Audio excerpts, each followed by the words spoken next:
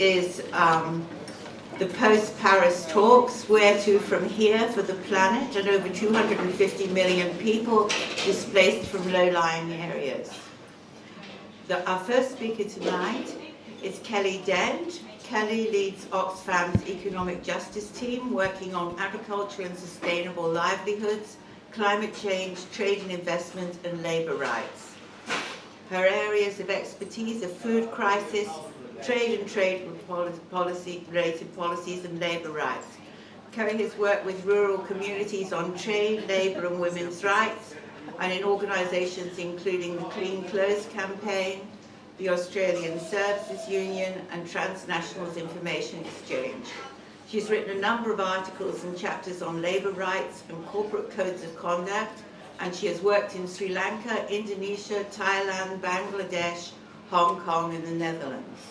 What's probably the most relevant to let you know was that I was actually in Paris, and I've been at the last 7 of the climate talks, and I actually have for the last 5 have led Oxfam's global climate change team at the climate talks. So we do a real range of insider and outsider work, so campaigning as well as sort of working with developing country governments and the such like. So I guess just to let you know, if in case in questions you're interested in, you know, some of what actually happened inside, I'm happy to answer that as well. I think it's really relevant to be talking about post-Paris on one of the hottest late summer days in Sydney, and you know, off the back of last year being the hottest year on record. And also last weekend we saw the strongest ever cyclone in the southern hemisphere. That's tropical cyclone Winston hit Fiji, and you know, that's not even a year after the devastation caused by tropical cyclone Pam. And I think, you know, it really is a harbinger of what, and I don't need to tell you this, but I think it's worthwhile in terms of just painting the scene. It is a bit of a harbinger of what's to come. You know, even if we start to tackle climate change, we're still going to see these impacts in the Pacific and in Australia and indeed around the world. And so in terms of talking about Paris, I think probably one of the first things to mention is that, as everyone knows, a couple of weeks before Paris, we saw the attacks take place. Paris took, the COP, the climate talks in Paris, took place in the context of those attacks. And what we saw was world leaders, I guess, very keen to make sure they stood by Paris, and the outcomes there. But we also saw, I think, a closing down of civil society space in the lead up to those talks, and also at least, well, actually for all of them, but certainly noticeably for the first week. We had the marches that had been planned in Paris, as they were around the world, cancelled. And there were some very creative actions that took place, but it wasn't the same demonstration of civil society and the large numbers of people that we would have had on the streets of Paris. And I think this is important when we're looking at, you know, discussing Paris and potential outcomes. So, what happened at Paris? We saw a commitment to well below 2 degrees, and we saw efforts to limit warming to 1.5 degrees. 1.5 degrees is a really, really hard won and hard fought battle by the Pacific, by Pacific countries, who were incredibly, and indeed by others who are severely impacted by climate change. But I was asked to bring a bit of a Pacific focus to this. So this was something that the Pacific leaders had worked on very hard in the lead up to Paris. So, you know, it was a very hard-won victory. However, there is, you know, I guess the jury is still out on whether, you know, we're going to actually be able to achieve 1.5 degrees. We've currently got global warming at around 2.7 to 5 degrees above pre-industrial temperatures, depending on what studies your projections, sorry, not currently. Currently it's at 1 degree, but in terms of the you know, projected projections, it depends on what study you look at. If you look at all of the targets that were submitted at Paris, that's at about 2.7 degrees looking forward. But if you look at some of the other studies, we're looking at anything up to about 5 degrees. So, you know, what Paris means is that, the outcome of Paris is that really there's no mucking about. We must move to zero emissions as soon as possible. Most of our carbon budget, most of the available carbon budget, or the space for emitting without decreasing emissions, has actually been used up. So I guess the key outcome for Paris, if we're going to see a success in Paris, is that we need to be moving towards zero emissions and decarbonisation of the economy, not soon, but now, yesterday. And you know, this is what Paris demands of us, and this is what the Pacific needs. Otherwise, what we'll see is some of Paris, I guess, you know, disappearing in the rearview mirror.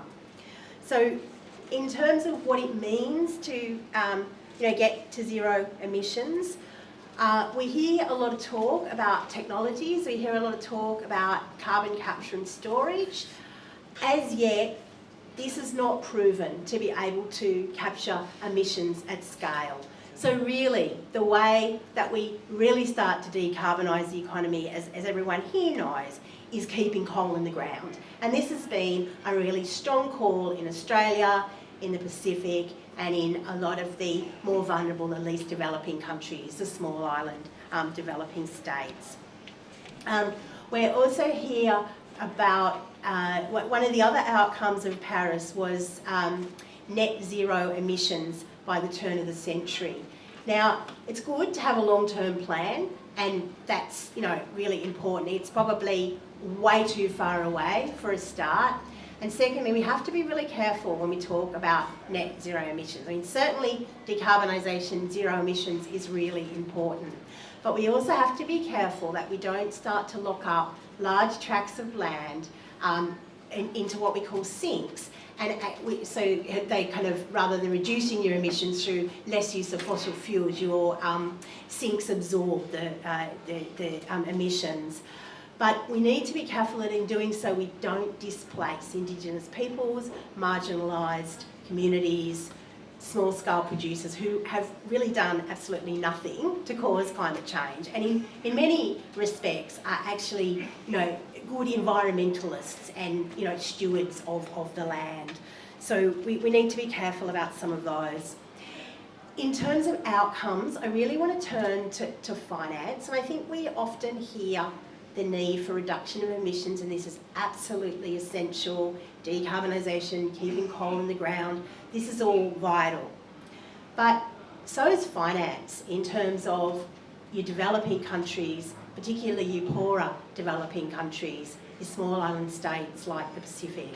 It's really vital for them to have sources of finance that go beyond their own limited budgets if they are going to be able to both continue to develop along low carbon pathways, but also to adapt to the impacts of climate change that many of these countries are feeling sort of right now. And you know, I've spent a lot of time in countries that are impacted by climate change. I went last year with Phil to Kiribati, and I don't know how many people here have been to the Pacific, particularly to one of the coral atolls, but its vulnerability and fragility is apparent from the moment you look out of the aeroplane and go, oh my God, where is the runway? Where is this plane going to land? You can just see how vulnerable. And you know, Kiribati, the highest point is 3 metres. So where do people go when there's storm surges, which are being caused, you know, contributed to and caused actually by sea level rise? You're seeing the storm surge coming up. You know, I heard stories about during the king tides, which had been exacerbated by the sea level rise and by weather patterns in relation to Tropical Cyclone Pam, where women who were in the maternity ward actually had to, you know, some had given birth, some were giving birth, but actually moved because the water was about to come and wash them over them. So, you know, for those of you in the room who have been involved in, you know, childbirth, either given birth or witnessed birth, you know, imagine what that must be like, having to relocate to a stadium to sort of with no screens up to, give birth. So I think, when we talk about adaptation, we're talking about the impacts that people are feeling right now. And these are, things that we really do need to finance.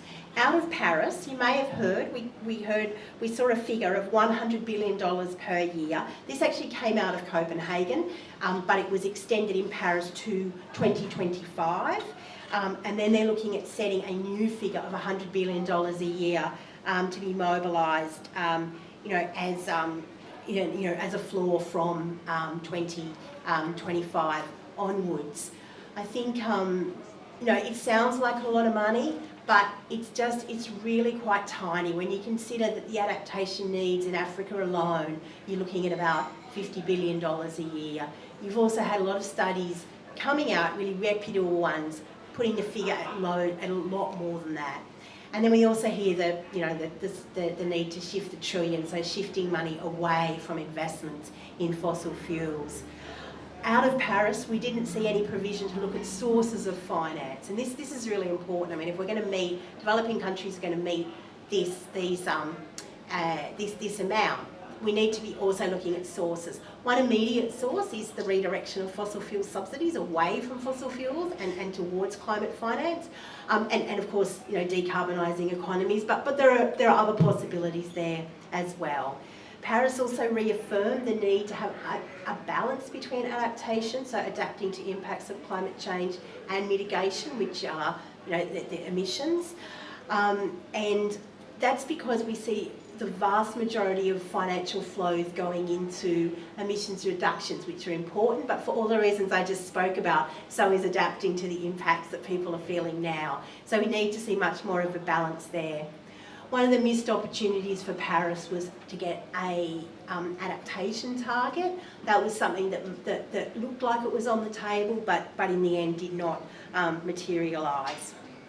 So just in terms of specific impacts, what we're already seeing, and I spoke a bit about the sea level rise, and some of those challenges. We're seeing that destroying the freshwater lens. We're seeing soil being made infertile, so making it harder for people to grow food and enough food to eat. We're also, so we've got a real challenge, I guess, around resilience. Some of the outer islands, you're starting to see people move into the islands that have more infrastructure, and that's of course causing crowding on those islands.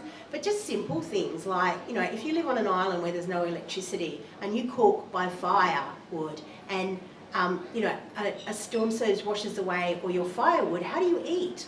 So, there's these kinds of challenges around resilience, and also some of the displacement that we are already seeing. At this stage, it's mostly intra-island, but we all know that, in the longer term, some of the particularly low-lying Pacific nations are going to be forced with no longer being habitable. And we've heard, I guess, leaders like the president of Kiribati, President Anote Tong, speaking about this imperative or issue of people needing to migrate with dignity. So not actually waiting. And I mean, of course nobody wants to migrate, and of course they shouldn't have to migrate. But if they know it's coming, then the issue really is not to start addressing that now, really, so that if in the future people may need to migrate, that they do so from a basis of strength, and they've got skills so that when they migrate to another country they can earn a reasonable income and not be just sort of right down the pecking order as newly arrived people in countries often are. So this I think is a longer term issue, and I think one that the Pacific is starting to look at, although clearly they do not want to lose their culture, their identity, their nation, that sort of thing.